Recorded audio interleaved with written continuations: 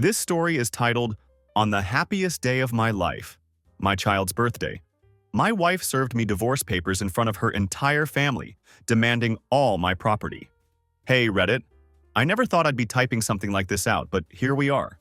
Part of me still can't believe this actually happened, even though I lived through every excruciating moment of it. Fair warning, this is going to be a long story, but I need to get it all out there. So I turned 29 last Friday. Not exactly a milestone birthday that anyone makes a big deal about, but my wife Victoria, well, soon to be ex-wife now, told me she was planning something special for the occasion. She seemed weirdly enthusiastic about whatever she had in mind, which should have been my first red flag looking back on it. The entire week leading up to my birthday, she was constantly glued to her phone, smiling to herself in this secretive way that made me curious. She was being super secretive about everything, deflecting any questions I had about her plans. At the time, I thought maybe she was organizing some kind of surprise party for me, or perhaps something nice to help us reconnect after all the crap we'd been going through lately. Things between Victoria and me had been tense for months. It wasn't the kind of screaming match tension that explodes into dramatic fights. It was that cold, quiet tension that honestly feels so much worse sometimes. The kind where you're walking on eggshells around each other, where every conversation feels forced and uncomfortable. We'd been married for 4 years after meeting in college, and I kept telling myself this was just a rough patch that all couples go through. She was this gorgeous business major from a wealthy family, the kind of girl who seemed completely out of my league. I was the scholarship kid working 3 jobs just to afford instant noodles and textbooks. It's a classic story, right? The poor boy falls for the rich girl, and somehow against all odds, she falls for him too. At least, that's what I thought had happened. Her family never approved of me from day one. Her father Harrison, yes, that's actually his name, like some cartoon villain from an 80s movie, would make these little passive-aggressive comments about my humble beginnings at every single holiday dinner we attended.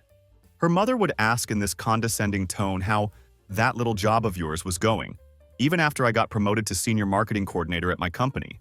It was like no matter what I achieved professionally, I would never be good enough for their precious daughter. And then there were Victoria's constant Instagram posts. She was always showing off our apartment, which honestly wasn't fancy enough for her family's standards, but was the best we could afford while I was working overtime and putting money away to save for a house. She would post these captions about making the best of things, or simple living, like we were some kind of charity case she was nobly enduring. She was always comparing our modest lifestyle to her cousin Sophia, who had married some hedge fund guy and was living in what could only be described as a mansion. The last few months before my birthday, Victoria had been spending increasingly more time with her family and coming home later and later from what she claimed were work events. When she did come home, there was always this lingering scent of expensive cologne on her clothes, the kind of high-end stuff that definitely wasn't being worn by anyone at her office that I'd ever met. She'd get these text messages throughout the evening that would make her face light up with a smile, the kind of genuine happiness I hadn't seen her direct toward me in months. I'm not an idiot, and I'd be lying if I said I didn't have my suspicions about what was really going on. The late nights, the mysterious texts, the way she seemed to be mentally checking out of our marriage, all the classic warning signs were there. But I kept telling myself that if I just worked harder, if I could just get that next promotion at work, if I could prove to her family that I was worthy of their daughter, then maybe things would get better between us. Maybe she'd remember why she fell for me in the first place. So let's get back to my birthday and the surprise that Victoria had been planning so enthusiastically. I came home from work that evening. And yes, I had to work on my actual birthday because welcome to adult life, right? To find our apartment completely empty. No Victoria, no indication of where she might be or what this special celebration was supposed to entail. Instead, I found a text message from her telling me to meet her at her parents' house for my surprise. This was already weird as hell since her parents' McMansion in the suburbs was literally the last place on earth I would want to celebrate anything, especially my birthday. But I figured maybe she was trying to make some kind of peace offering, trying to smooth things over between me and her family after years of barely concealed hostility. I drove out to their house in the suburbs, that massive monument to new money that always made me feel like I should be using the service entrance. Victoria met me at the front door with this strange smile that didn't quite reach her eyes, the kind of expression that should have immediately set off every alarm bell in my head. When I walked into their spacious living room, it was full of people. Her parents were there, of course, along with her sister Isabel, a couple of her cousins that I recognized from past family gatherings, and some family friends whose names I could never quite remember. They were all holding champagne glasses and standing around in this weird formation, like they were posing for some kind of group photo. There was this incredibly awkward silence the moment I stepped into the room, the kind of silence that makes your skin crawl because you know something is very, very wrong. Victoria looked at me with that same unsettling smile and said, "Marcus, we have something special for your birthday." Her father, Harrison, actually snickered when she said this. Not a laugh, but a genuine snicker like some cartoon villain who's about to reveal his evil plan. So there I was, standing in the middle of this room full of people who had never liked me, trying to figure out what the hell was happening. For a split second, my brain tried to make sense of the situation in a positive way. Maybe they'd all chipped in to get me something expensive, like a car or some other ridiculously generous gift. I knew it was stupid to think that, given their history of treating me like dirt. But hope makes you think crazy things sometimes. That's when Victoria pulled out this manila envelope from behind her back. For just a moment, I thought maybe it was plane tickets for a vacation, or some other kind of surprise that would actually be pleasant. Then she opened her mouth and said these exact words that are burned into my memory forever. "Surprise! I'm leaving you for someone who isn't a disappointment." The room went completely silent after Victoria's announcement, except for her father Harrison, who started full-on laughing like this was the funniest thing he'd ever witnessed. I'm standing there, frozen in place, trying to process what the hell was happening to my life, when her dad decided to twist the knife a little deeper. He looked directly at me with this smug expression and said, "We never thought she'd actually marry someone so beneath her. Thank God she finally came to her senses." Victoria shoved the manila envelope into my hands with an aggressive motion that made me stumble backwards slightly. Inside were divorce papers, already completely filled out and just waiting for my signature. Every single detail had been pre-planned and prepared, like they'd been working on this for weeks or maybe even months. Her mother literally popped a champagne bottle at that exact moment and started pouring more glasses for everyone in the room. The sound of the cork and the fizzing champagne created this surreal soundtrack to what was already the most humiliating moment of my entire life. They had planned this whole thing as some kind of sick celebration, like my marriage ending was a graduation party or a promotion they were all thrilled about. I honestly don't know what they expected my reaction to be. Maybe they thought I would break down crying right there in front of all of them. Maybe they expected me to get down on my knees and beg Victoria to reconsider, to plead with her family to give me another chance to prove myself worthy of their daughter. Maybe they wanted me to make a huge scene, to start screaming and throwing things so they could all feel justified in their treatment of me over the years. Instead, something inside me just hardened like concrete setting. I looked around the room at each of their smug, satisfied faces, at the woman I thought I'd grow old with, at the people who had treated me like garbage for 4 years straight, and I just felt nothing. It was like I was watching this whole thing happen to someone else, like I was floating above the scene and observing it from a distance. I asked Victoria for a pen in the calmest voice I could manage. Her smile faltered just a bit when I said that, and I could tell that wasn't quite the reaction she had been hoping for or expecting.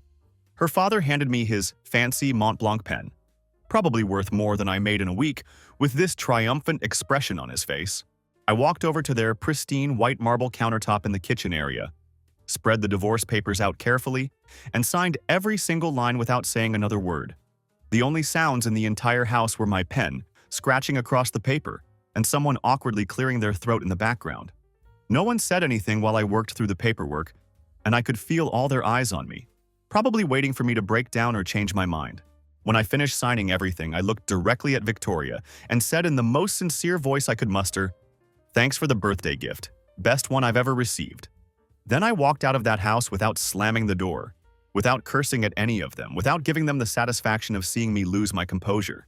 I just left while they all stood there, in what I can only describe as confused silence. The expressions on their faces when I didn't break down and start sobbing were almost worth the entire humiliation I had just endured. They clearly had no idea how to react when their carefully planned ambush didn't go according to script. I got in my car and just started driving with no particular destination in mind. I wasn't thinking clearly enough to have a plan. I just needed to get as far away from that house and those people as possible. Eventually, I found myself pulling into the parking lot of this crappy dive bar where absolutely no one would know me or recognize me. It was the kind of place that smelled like stale beer and broken dreams, which felt entirely appropriate for my current situation. I ordered bourbon, then another one and another one after that. I sat there staring at my phone as Victoria's text messages started flooding in, one after another. The messages ranged from confused to accusatory. "Why didn't you say anything? Are you seriously not going to fight for us? You're just proving my point by running away like this. About 3 drinks into the evening, something fundamental changed inside me. The numbness that had protected me during the whole birthday ambush started to wear off, and it was replaced by something much more dangerous, a cold, calculating rage. Not the explosive kind of anger that makes you do something stupid that you'll regret later, but the methodical kind that makes you want to systematically burn someone's entire world down piece by piece. Here's the thing that Victoria and her precious family didn't know. I had accumulated a lot of dirt over our 4 years of marriage. When you're married to someone from a family that treats their household staff like furniture, you hear things, and you see things that they don't think you're paying attention to. You learn about the family accountant who drinks way too much at parties and starts talking about creative bookkeeping practices.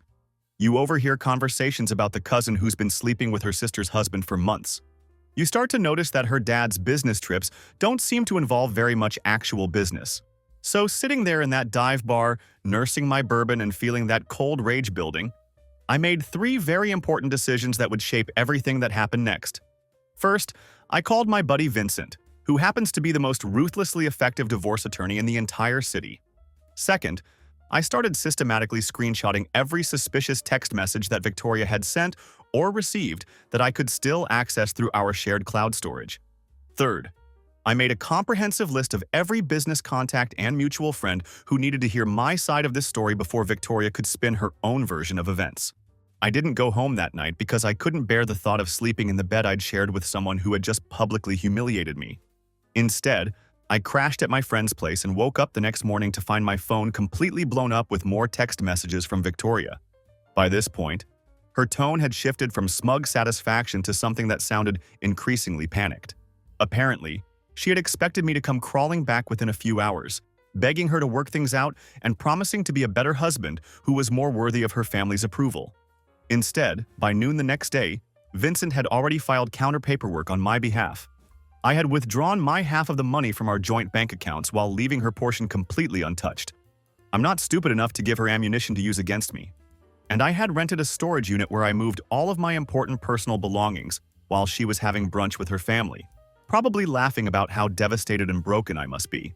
It's been a week now since that nightmare birthday party, and I'm currently staying at an Airbnb while I figure out my next move and get my life back together. Victoria's emotional state has gone through a complete transformation during this time. She's shifted from smug satisfaction to confusion to anger, and now she's frantically calling me every single hour like some kind of desperate telemarketer. Her most recent text message really summed up her complete bewilderment about how this whole situation has played out. She wrote, "This isn't how this was supposed to go." And you know what, Victoria? You're absolutely right. This isn't how any of it was supposed to go. A marriage isn't supposed to end with a public humiliation orchestrated by your spouse's family. A birthday isn't supposed to turn into the worst day of someone's life. And a wife isn't supposed to betray her husband and then expect him to come begging for another chance. Vincent, my divorce attorney, has been absolutely fantastic throughout this whole process. He told me that I'm actually in a much stronger legal position than Victoria and her family had expected me to be. The fact that we don't have any children together is a huge advantage. Thank God for that small mercy. My name is on most of our major assets, which gives me significant leverage in the proceedings. And here's the kicker that really makes this whole situation deliciously ironic. I have more than enough evidence of Victoria's affair to make her claims about me being a disappointment look pretty hypocritical. Oh yeah, did I mention that she's been sleeping with her coworker Derek for months? Because that's exactly what's been happening while she was telling me I wasn't good enough for her and her family. All those late nights at work events and all those mysterious text messages that made her smile, they were all about her affair with Derek. The woman who divorced me for being a disappointment has been cheating on me with some guy from her office. So that's where I am right now, carefully planning my next steps and trying to keep my focus on moving forward rather than getting consumed by revenge fantasies. The rage hasn't gone away, but it's become more focused and purposeful now. Her family thought I was nothing more than some poor loser who wasn't worthy of their daughter. They treated me like dirt for 4 solid years, making little comments and passive-aggressive jokes at my expense. They celebrated the end of my marriage like it was some kind of victory party, popping champagne and laughing at my humiliation. But here's what they don't understand yet. They have absolutely no idea what's coming their way. I'm not the same naive guy who was desperate for their approval anymore. I'm not going to just quietly disappear and let them forget I ever existed. They wanted to play games with my life and treat me like garbage. Well, now they're going to find out that I can play games too, and I'm a lot better at it than they think. I'm honestly walking a fine line right now between taking the high road and going completely scorched earth on all of them. And I'll be completely honest with you, the scorched earth option is looking more and more tempting every day. Part of me wants to maintain my dignity and handle this whole situation like a mature adult. But another part of me wants them to experience exactly the kind of humiliation and devastation they put me through. Has anyone else ever dealt with such a public and deliberate humiliation from a spouse and their family? How did you handle it when people you trusted decided to make your pain into their entertainment? Because right now, I'm trying to figure out how to move forward without completely destroying my own integrity in the process. First of all, I was absolutely not expecting my original post to blow up like that. RIP to my inbox. It's been completely destroyed by messages and notifications. Thanks for all the awards and support from everyone who read my story. And special respect to the 3 people who DM'd me their divorce attorney recommendations. You guys are real ones. So it's been 3 months since the birthday party from hell, and quite a few of you have been asking for an update on how everything has been playing out. I need you all to buckle up because there have been some major developments that I honestly couldn't have seen coming. I'm not even sure where to start with everything that's happened. But I guess I'll begin with the absolute bombshell I discovered just 2 days after I made my last post. I was going through our shared cloud storage account, trying to download some photos that I wanted to keep before Victoria could delete them out of spite. You know, pictures from better times when I still thought we had a future together, memories from trips we'd taken, that kind of thing. While I was scrolling through all the folders, I stumbled across one called Work Presentation, which seemed innocent enough at first glance. The weird thing was that this folder had been created right around the time Victoria started acting sketchy and distant, when all those late nights and mysterious text messages began. Being the suspicious bastard that I've apparently become, I decided to click on it and see what kind of work presentations my soon-to-be ex-wife had been working on. It wasn't work presentations, not even close. What I found was hundreds and hundreds of screenshots of text message conversations between Victoria and her co-worker Derek, going back a full 8 months. These weren't just casual workplace conversations either. They were complete with cute pet names for each other, detailed plans for meeting up at hotels, and enough heart and eggplant emojis to stock a digital grocery store for a year. Here's a pro tip for anyone out there who might be thinking about cheating on their spouse. Maybe don't save all the evidence of your affair to a shared cloud account that your husband has access to. Just saying, it seems like basic operational security. There were also selfies of Victoria and Derek together at restaurants and bars, places where Victoria had told me she was working late, analyzing quarterly reports. Turns out she wasn't doing any financial analysis at 10 p.m. on a Thursday, unless Derek's abs were somehow involved in calculating profit margins. I immediately forwarded everything to Vincent, my divorce attorney extraordinaire, who literally just texted me back, "Christmas came early this year." The guy's an absolute savage, and I'm here for it completely. So that's discovery number 1. But here's where things start getting really interesting. After the initial shock of finding all this evidence wore off, I made 3 very important decisions about how I was going to handle the rest of this situation. First, I decided I was going to focus on getting my own life together instead of just plotting revenge against Victoria and her family. Second, I was going to let the entire divorce process play out through Vincent without engaging with Victoria directly anymore. And third, I was going to start subtly building a new life for myself that would eventually make her regret every single choice she'd made. The apartment Victoria and I had shared together was filled with too many memories, both good and bad, for me to feel comfortable staying there while rebuilding my life. So I found a month-to-month rental that wasn't anything fancy or impressive, but it had this small balcony where I could actually see the stars at night without all the city light pollution. The first night I spent in that new place, I sat outside on the balcony with a beer, looked up at the sky, and realized that I hadn't felt genuine peace like that in years. It was like I'd been holding my breath for so long that I'd forgotten what it felt like to actually breathe normally. I started hitting the gym on a regular basis, and I'll be completely honest.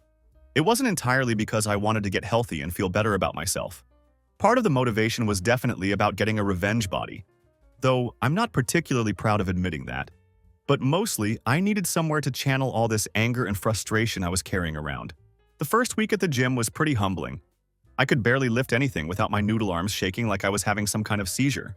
But now, after a few months of consistent work, I'm actually starting to see some real definition in my arms and chest. Who knew that emotions could be channeled so effectively into building biceps? The divorce proceedings have been absolutely fascinating to watch unfold. Victoria apparently expected to get half of everything we owned together, plus alimony payments, because in her exact words, she had sacrificed career opportunities for our marriage. Vincent actually laughed out loud when he heard this particular claim. Turns out those sacrificed career opportunities are pretty difficult to prove in court when you've been spending your work hours sending dirty text messages to your coworker instead of, actually working and advancing your career. The affair evidence I'd discovered turned out to be our absolute ace in the hole during negotiations. Victoria's family had always positioned themselves as these perfect, upstanding pillars of the community. Her father, Harrison, is constantly posting on LinkedIn about family values and integrity in business dealings. The mere threat of their precious daughter's extramarital affair becoming public knowledge during divorce proceedings made the entire family suddenly very agreeable to Vincent's proposed terms. One particularly weird moment happened when I was clearing out the last of my personal belongings from our old apartment. Victoria showed up unexpectedly while I was packing up my stuff. It was the first time I'd actually seen her face-to-face since the birthday party ambush. She looked completely different from the put-together woman I'd been married to. Her hair was all messy and unwashed, and she was wearing sweatpants, which was something she literally never did before because she thought it made her look common. She launched into this whole prepared speech about how she had made a terrible mistake, how Derek wasn't the person she thought he was, and how maybe we could sit down and talk about the possibility of reconciliation. I just walked right past her carrying my box of belongings and told her that I'd have my attorney contact hers if she had anything official to discuss. The look of complete shock and disbelief on her face was honestly priceless. It was like she genuinely couldn't comprehend that I wasn't falling to my knees with overwhelming gratitude for this generous second chance she was offering me. So here's where things currently stand in my life 3 months after that disastrous birthday party. The divorce is almost completely finalized, and thanks to all that affair evidence I discovered, there will be no alimony payments whatsoever. We're selling our old apartment and splitting the proceeds down the middle, though I decided to let Victoria keep most of the furniture since I'm starting completely fresh with everything in my life. I've reconnected with several old friends that Victoria always claimed to hate. Remember my buddy Kevin, who she said was a bad influence because he once had the audacity to bring grocery store wine to a dinner party instead of something fancy and expensive? Turns out he's still the same solid, dependable guy he always was. And now we hang out weekly for game nights that are genuinely fun instead of feeling like social obligations. I also started working on that business idea that Victoria used to laugh at and dismiss as unrealistic.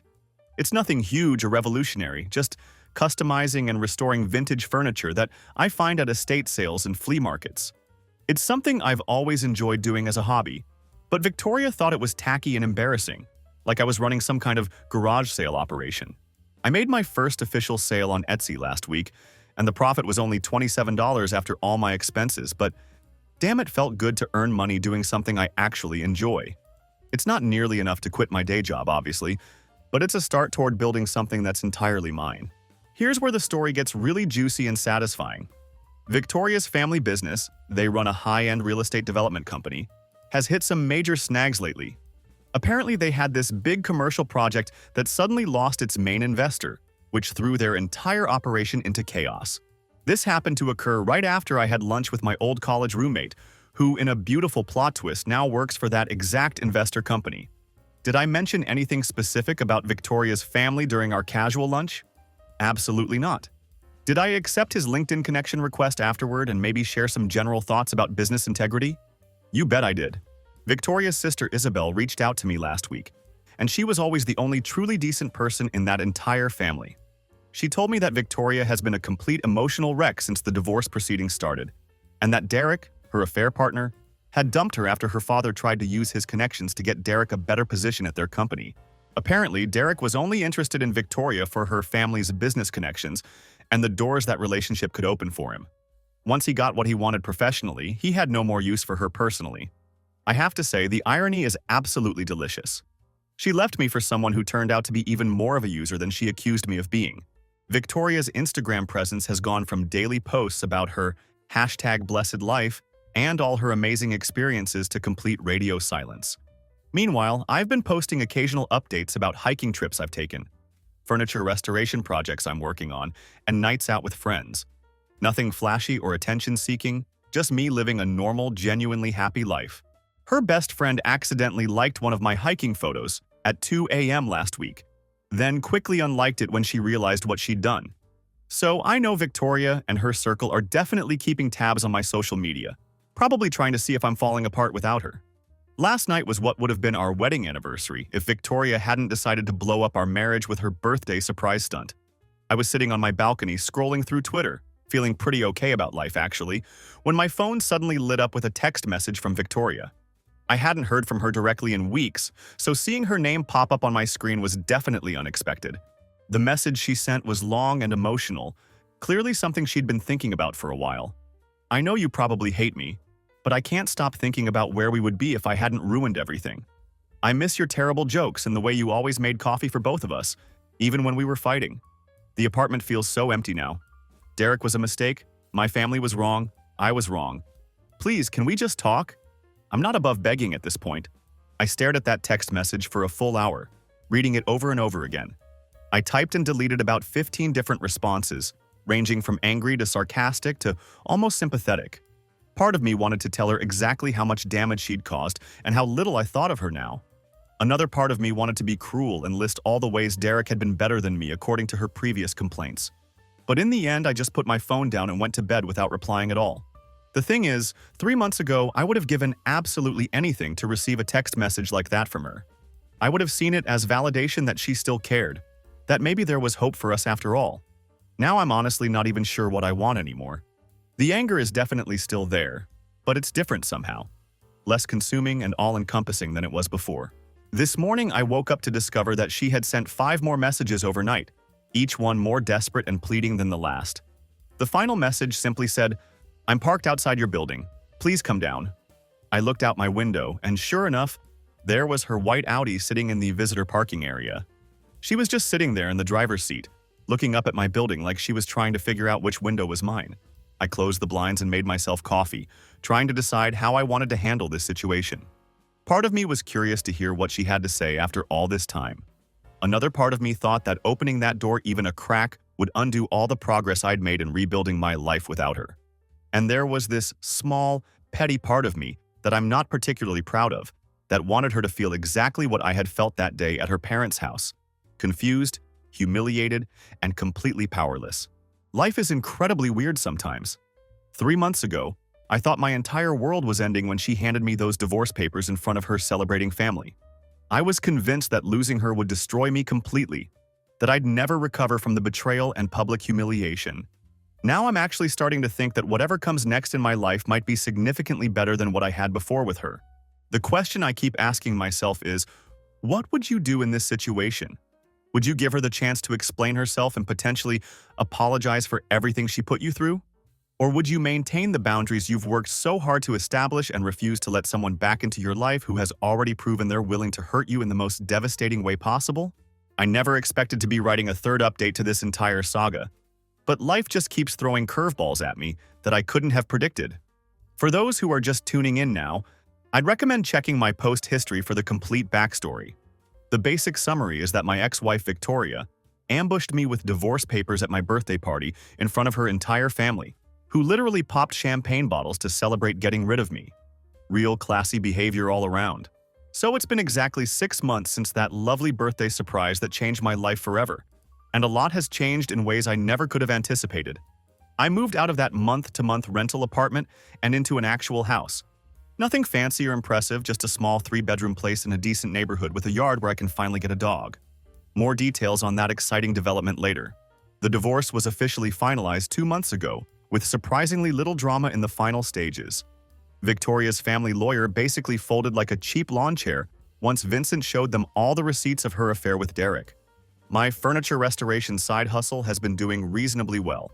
Not quit my day job well, but enough to fund my coffee addiction and pay for all my streaming services without feeling guilty about it. I've actually got regular customers now who specifically request my style of work, which is still weird for me to think about. People actually like the stuff that Victoria used to dismiss as tacky garage sale rejects. It's funny how much more confident you feel about your abilities when you're not constantly being told that your interests are embarrassing. Anyway, I was having a perfectly normal Thursday night a few weeks ago. I'd ordered pizza and was binging that new series everyone's been talking about on Netflix. Honestly, it's pretty mediocre, but I'm too invested in the characters now to stop watching. That's when my Ring doorbell notification went off at around 11:30 p.m. I checked the video feed thinking it was probably some drunk neighbor who had gotten confused about which house was theirs.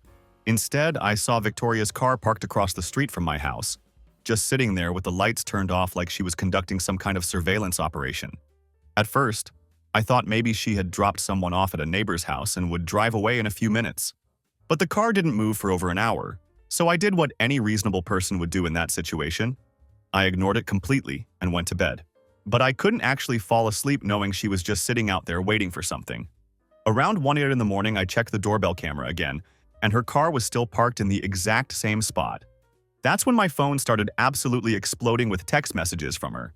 "Marcus, please. I know you're home. I just need 5 minutes of your time. I've been trying to reach you for weeks. Please answer me. I've made a horrible mistake, and I need to talk to you."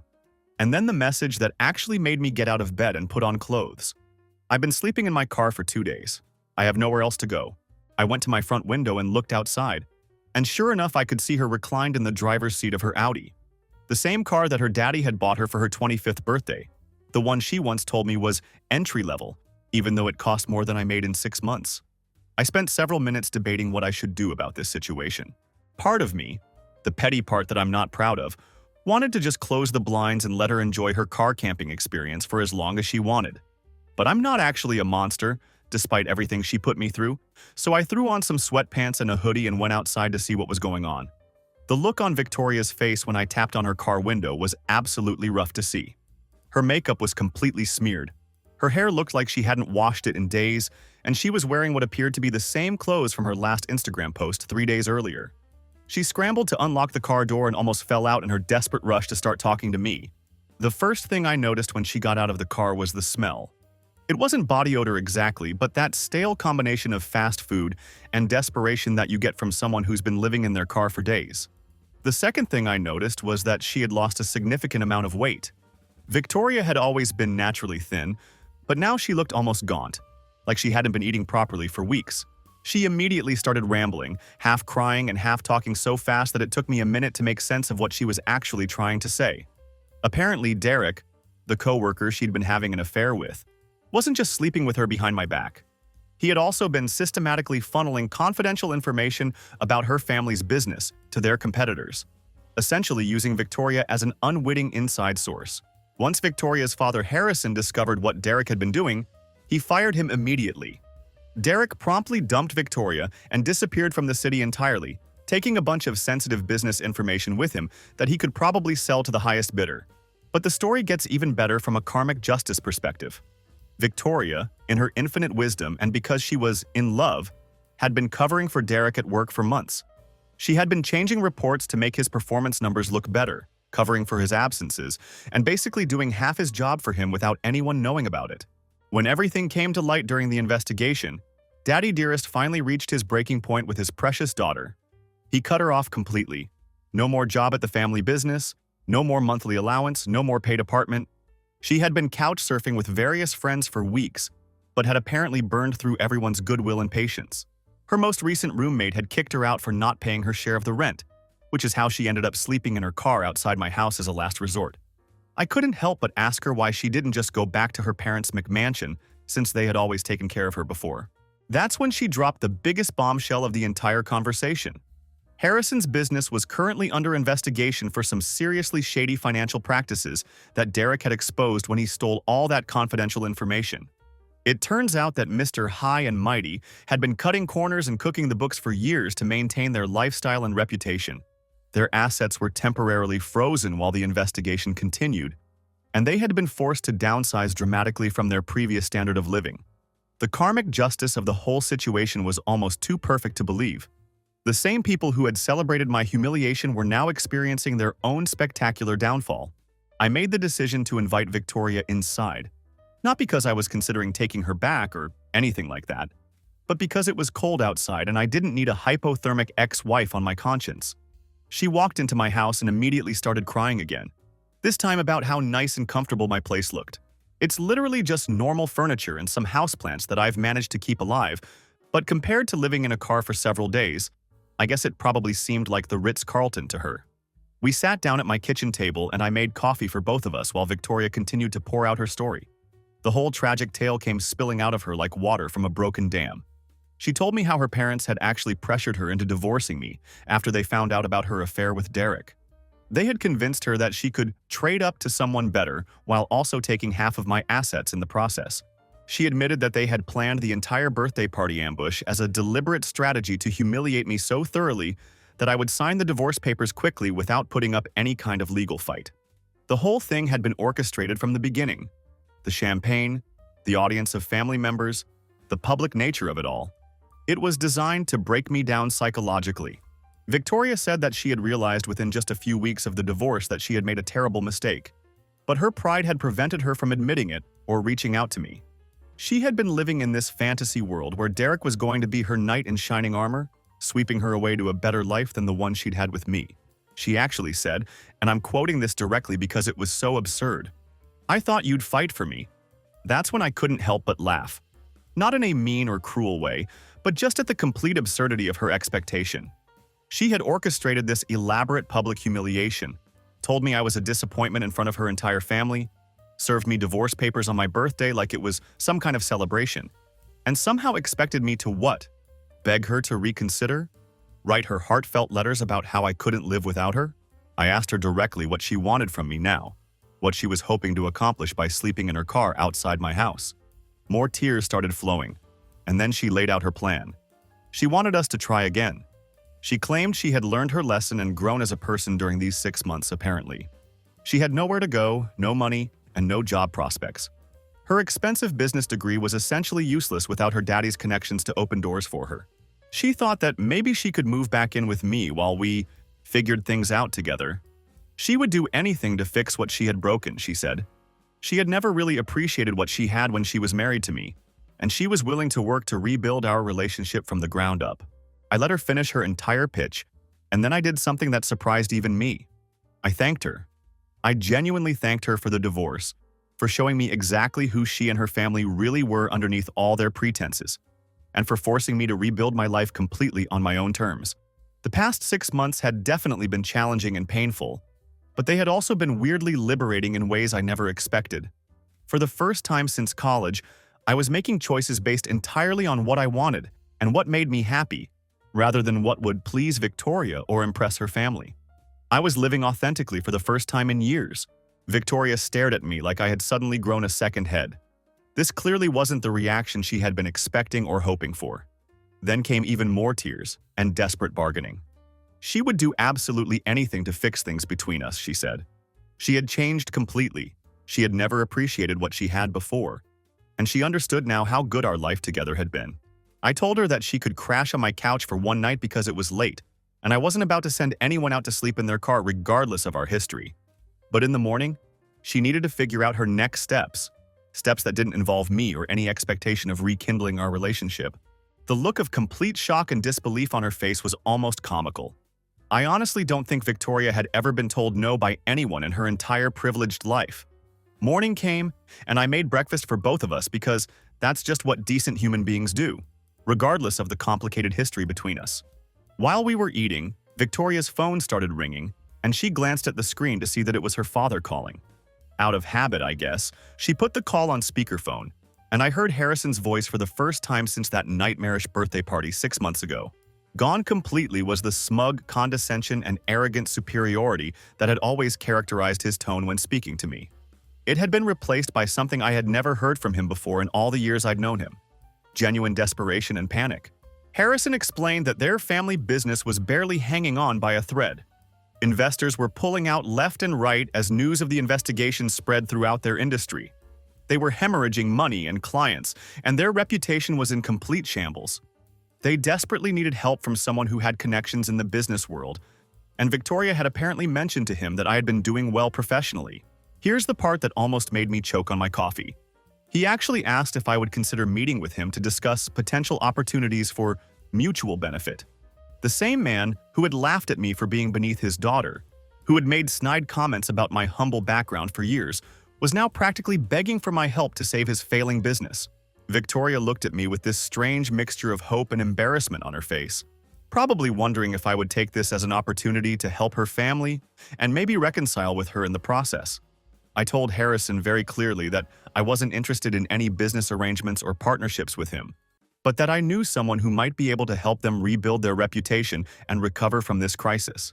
I mentioned Mia, the woman I've been seeing for the past month. She's actually brilliant at helping struggling businesses navigate reputation crises and rebuild their credibility. We're just friends so far, taking things slowly, but honestly, it's the healthiest and most balanced relationship I've had in years. There's no drama, no games, no trying to impress anyone's family. Just two adults who enjoy each other's company. There was a long, uncomfortable silence on the phone after I mentioned Mia. Then Harrison asked for her contact information in a tone that was almost pleading. I gave him her business number, ended the call, and looked directly at Victoria. The realization was slowly dawning on her face that not only was I not taking her back, but I had actually moved on with someone else entirely. She left about an hour later with just a backpack of essential items and an Uber ride to her sister Isabel's place, who had agreed to let Victoria stay with her temporarily while she figured out what to do next with her life. As she was walking out my front door, Victoria asked if I would ever be able to forgive her for everything she had put me through. I told her honestly that I already had forgiven her, not for her sake, but for my own peace of mind. Holding on to anger and resentment was emotionally exhausting, and I had much better things to focus my energy on, like furniture restoration projects and adopting a dog. Speaking of which, I'd like everyone to meet Max, the three-legged rescue pit bull that I adopted last weekend. He drools all over my couch, steals my socks on a regular basis, and has absolutely no respect for personal space, but he's honestly the best decision I've made in years. There's something incredibly grounding about having a dog who's just happy to see you come home every day, no matter what kind of day you've had. So, that's the end of the Victoria saga, and what a wild ride it's been from start to finish. 6 months ago, we went from her family popping champagne bottles to celebrate my devastation and humiliation, to Victoria sleeping in her car outside my house, desperate and homeless. Life really does come at you fast sometimes, and karma has a way of working itself out in the most unexpected ways. I honestly don't know what happens next for Victoria, and I've reached a point where I don't really need to know. I hope she manages to figure her life out and learn something meaningful from everything that's happened.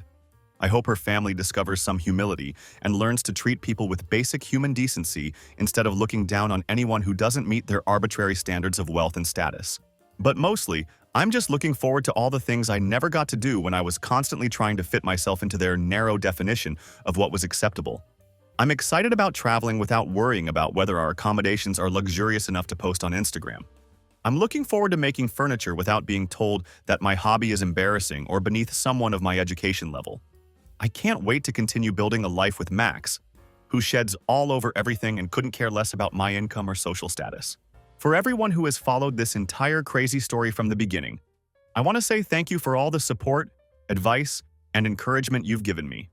There were times when you called me out for being petty or vindictive, and that helped me stay grounded and focused on rebuilding my life rather than just seeking revenge.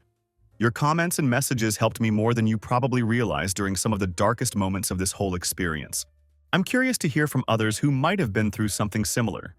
Has anyone else come out the other side of what felt like their worst nightmare and realized that it was actually the best thing that could have ever happened to them?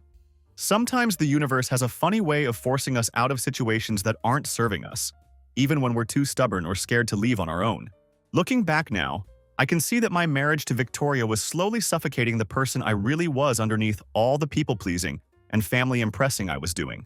I was so focused on trying to be worthy of her and her family's approval that I lost sight of my own values and interests. The person I am now, living in my own house, building my own business, choosing my own friends, and making my own decisions, is so much happier and more authentic than the person I was when I was married. The birthday party from hell that seemed like the end of my world was actually the beginning of the life I was meant to be living all along.